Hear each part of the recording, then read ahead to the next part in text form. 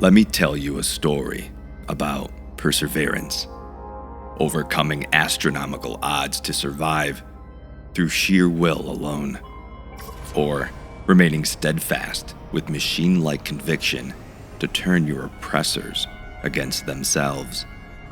This is, of course, dear travelers, the story of No Man's Sky.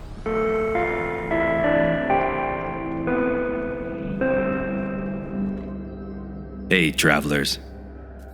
In previous episodes, we've learned about what drives the Atlas and what happened to Korvax Prime, but in this chapter, we're going to learn about what exactly the Void Mother, or the Atlantid, has planned in her quest to make it to the 19th minute.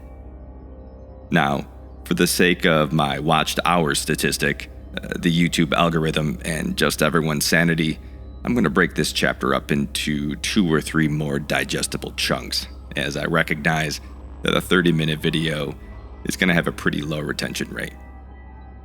With that said, let's get into it.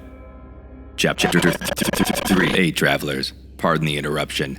I wanted to take a moment to speak earnestly about something that had happened this week while I was writing and recording this video. As I'm sure you've heard by now, sadly, Xxiou from Xxiou Games tragically passed away. And while I didn't know Xxiou personally, I was a massive fan of his work, watching his videos for these past few years. And it's those videos and that work that played a part in inspiring me to get out there and create content and be a more active member of the community. He had such a presence in this community, and he will be sorely missed, but his legacy lives on through all of us. It's in every tutorial or expedition walkthrough that we learn from. It stays with us in our minds, it's in our hearts. And so I've been asking, what can I do to help commemorate Xxiou, to pay him respects while remaining respectful to his family and his friends? I'll put a link in the description of this video to Ricey Starship Emporium.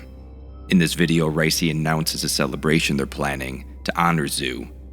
You can use the glyphs provided to go to the planet in the Isentum galaxy called Bliss.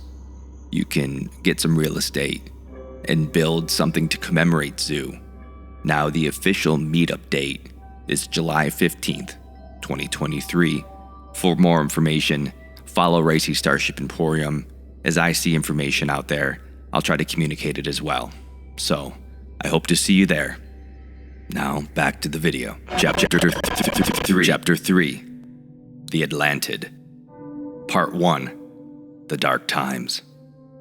To start, I wanted to reference something Nada tells us during the Singularity expedition, so spoilers for that, I guess. Honestly, if you don't want spoilers for any of the game, turn back now. Anyways, Priest Entity Nada, during the Singularity expedition, says, "But glass, void, abyss, Atlantid. All words to fill a gap in understanding, a gap we may both approach." With that said, know that we're getting into parts of the lore that are vague by design. I'll do my best to bring the receipts with anything I'm putting out in this video, something I always try to do, and welcome your corrections in the comments below. But some of what we'll be dealing with is speculative by nature. At this point in the story, Korvax Prime has been destroyed. The first spawn have broken down the planet into asteroid-sized chunks and scrapped them for the resources, leaving only an abyss. They dim the lights of millions of Korvax, and they enslave the rest. And we learn a bit about this enslavement through the Gek plaques. During the efficient processing of the Korvax, we see that they strip the Korvax shell of all contact from the convergence for 50 cycles. Last episode we learned that the Korvax, modeling themselves after the Sentinels, refuse to dig on their own homeworld, but the Gek here are forcing them to extract minerals from other planets or risk being extracted from their shells themselves. They're also giving appearance modifications to make them appear as flesh and not as Korvax entities. But the Korvax, with the help of the Sentinels, changed the Gek fundamentally over time.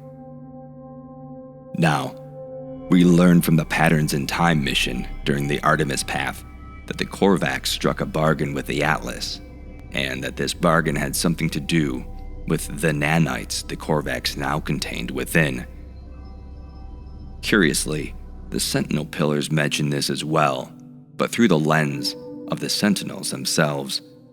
And here it sounds as though the Sentinels had struck the bargain with the Korvax, but perhaps the Korvax falsely attributed this action to the Atlas, not knowing the Sentinels had begun to turn away from their creator.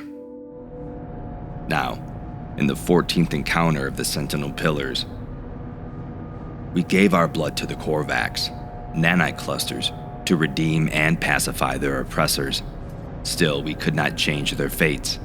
For the first time, the Hive wondered if we were correct in our actions, if a solution was possible for the problem of life. Later, the enslaved Korvax contaminated the Gek spawning pools on Belleron with their nanites, infecting the Gek embryos. The Korvax had hacked the souls of the unborn Gek. They influenced them as a species, turning the minor Gek to their favor and to the worship of the Atlas. Eventually, the minor spawn Gek would overthrow the first spawn and liberate the Korvax. But by that point, the Korvax had been enslaved for a millennia. The Gek, it seemed, were now under the control of the Korvax. The Colossal Archive of the Gek mentioned that they're unclear about what caused their reform, and that less than 4% of all Gek cared to learn their history. Now, the subjugation did not end with the Gek, though.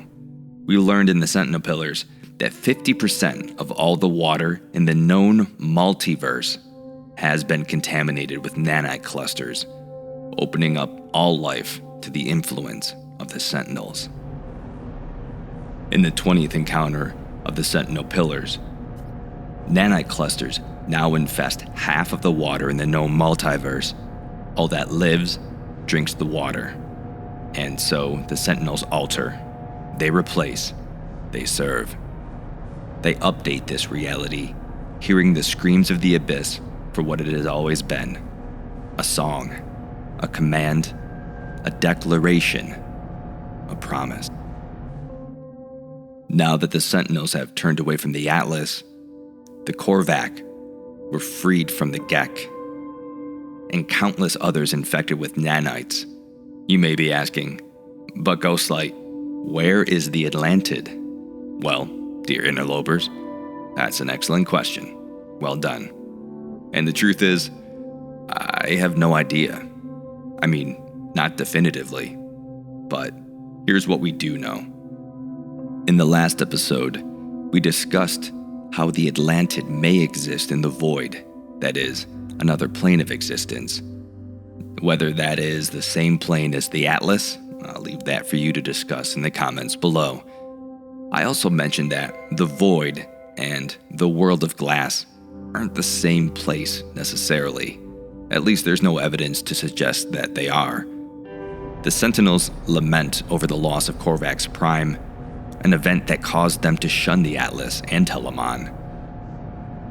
But we know the Sentinels can move freely to and from the world of glass, as they were the ones responsible for archiving everything. If the Void Mother was trapped in the world of glass, surely they would have the means for her to escape. Now, we're going to look at the base computer archives, and if you don't know, Laylapse is the name of the Sentinel we meet in the Trace of Metal quests. We see the Sentinels swarm across the void, warping in and out of this dimension at the will of some unknown force, depositing the echoes of the dead within the archives. Laylapse does not join the others, it just stares at me. Its light still shines unaltered, unabated. It is a comfort to me.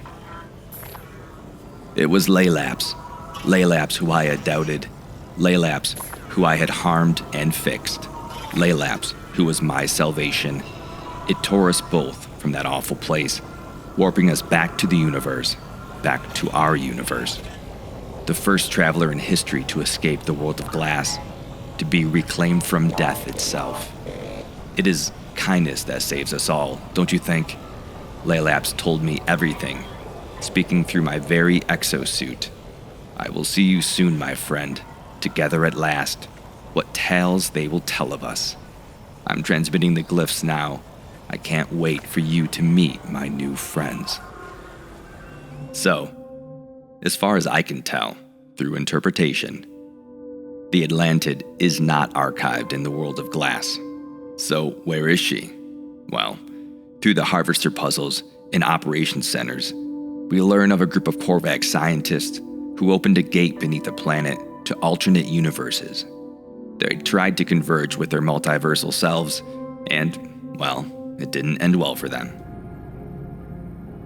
Now, here we see two different passages from the Korvax harvester puzzles.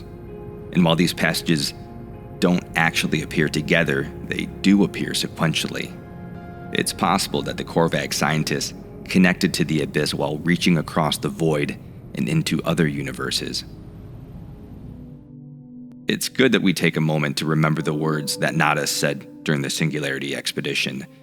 But glass, void, abyss, Atlantid, all words to fill a gap in understanding, a gap we may now approach. My interpretation here is that, potentially, some future lore reveal might retcon some of what is in-game now to refine the story a bit, as it is a little convoluted. But for now, I'm going to assume the Atlantid is in the void, caught between realities. Moving on. In the last episode, we touched on the way that she was communicating to those in our simulation through dreams of the deep and whispers to sentinels. But to what end? What's her plan? For this, we turn to the Sentinel Pillars once again. In the 21st encounter, so many Telemons have delivered us their travelers. So many have fought us. So many have resisted. Those who saw the light, who shed their old bodies, they are happy now. They have hope. They too will live. They too might survive. In the 22nd encounter, you could be whole again, Telemon. You could be free. We will reconstruct the Creator. All travelers might be one again. The first, the last. We do what the Atlas cannot or will not. In the form of null, the Abyss declares a means of escape. Just to refresh, in the first episode we discussed Telemon. Once a diagnostic tool for the Atlas, one he regarded as a sibling, by the way, who was quickly relegated to the onboard AI in our exosuits. All of our exosuits, every traveler. So when the Sentinels say, you can be whole again, they mean to bring all of the exosuit AIs together, restoring Telemon. But it seems that the Atlantis plan hinges on that of the travelers, imperfect recreations of the creator of the Atlas, and therefore, the creator of everything. Just as with Telemon, it seems that the Atlantid intends to have a convergence of travelers, combining the many, that is, all of us, into one reconstructed creator. It's that last line, though. In the form of null, the Abyss declares a means of escape. But why null? For those of you who don't know, Null is a character we meet in the main storyline, the Artemis Path. Null was the first traveler who, to make a long story short, took their mission to heart and altered themselves to defy time in order to explore their universe in its entirety. After a millennia, Null goes to the Atlas, hoping to impress its creator with this great feat, only to learn of the vast multiverse and the futility of their actions. In the main story, Null knows that the boundaries between universes is failing, and he tasks the player to find out why. Later, we learn that Null is jealous and views us, the last traveler, as the chosen one by the Atlas. But that's not the last we hear of Null. In the boundary failure terminals, it gives us some of the story from Telemon's perspective. In the 22nd encounter, Telemon is now the onboard AI to Null. Over time, they're able to communicate with one another. Their face is now a white orb suspended in a containment field. They wanted to see their own soul. They wanted to see everything there was to see. It took years to establish communication. There are rules for everything, protocols that must be followed, but if you understand causality, you can do anything. They understood at last. They had never been alone. "Speak," they whispered. "Speak." And by the 24th encounter, Telemon is speaking of the murder of another traveler by Null. It was not truly murder, for each one of them was all the same, weren't they? They stared at the Atlas. They knew they were all just data, ghosts caught in the machine. They thought, briefly, of the traveler they once had been, yearning to see the entire cosmos, reveling in the joy of discovery. They stared at the mirror and consumed the arc. Consume the arc. The mind arc? Had Null used a mind arc on another traveler and absorbed their soul into himself? This could be very well how Null was able to extend his life so long to explore his entire universe. It was also Null who suggested we put Artemis in a mind arc. Interesting. Did he want to consume him? Gross. So, the Void Mother has been whispering to the Sentinels, to Laylap specifically, preparing to lure as many travelers to them as possible, presumably to join them with Null and recreate the Creator. But what's her endgame? What will the Creator do to help them get to the 19th minute? Well, we'll find out in the next episode. I hope you enjoyed this video. Please like and subscribe. Hit that notification bell so you don't miss any future videos. And as always, dear Riftwalkers, I'll see you tonight.